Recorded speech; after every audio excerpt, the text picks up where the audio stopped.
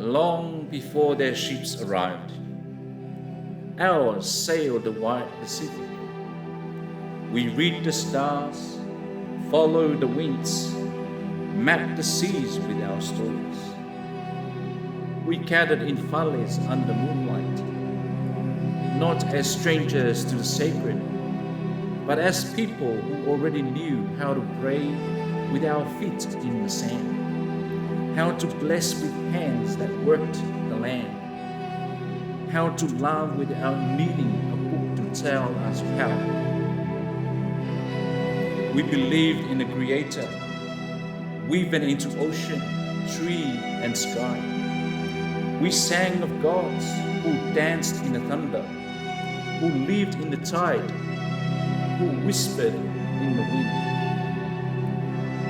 Then the missionaries came in small boats with white hats, Bibles in one hand, doctrine in the other. They said they came with good news, but their message arrived already translated through empire and control. They brought a Bible, yes, but like a two-edged sword.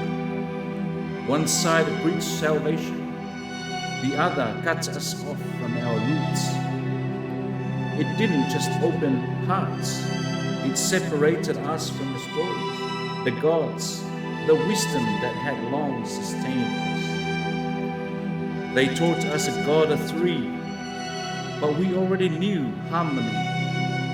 They taught us of sin, but we already knew respect. They preached salvation, but we already knew belonging. And what hurt most wasn't the message, it was how it was delivered. Not as kin, but as conquerors. Not as neighbors, but as masters. Faith came wrapped in rules. The drums were silenced, the dances forbidden, the gods called demons, the language called pagan, our stories dismissed, our ancestors forgotten. The missionaries didn't just bring Jesus, they brought a system designed to wean our minds while making us forget our hearts. They told us to abandon the gods of the land for the God of their books, but never asked if the God of their books was already walking our shores. Because the divine had always spoken here, in our chants, in our art, in the quiet way we cared for each other. And no, we do not reject Jesus, but we reclaim him, not as a stranger, but as one of us. Not as the Jesus of empires, but the Jesus of the merchants, the one who stood with the oppressed, who challenged the powers, who listened to the wounded, who broke bread with the forgotten. Not to abandon faith, but to remember that the divine has always spoken our language. They just refused to hear it from us.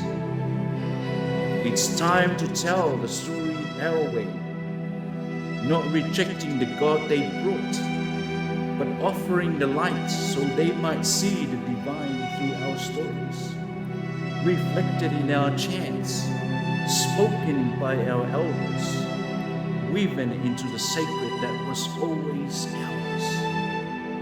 Now we remember, now we rise, not with bitterness, but with clarity, because God has always walked these shores long before their ships. And we are still here, singing, praying, and rising with the tide.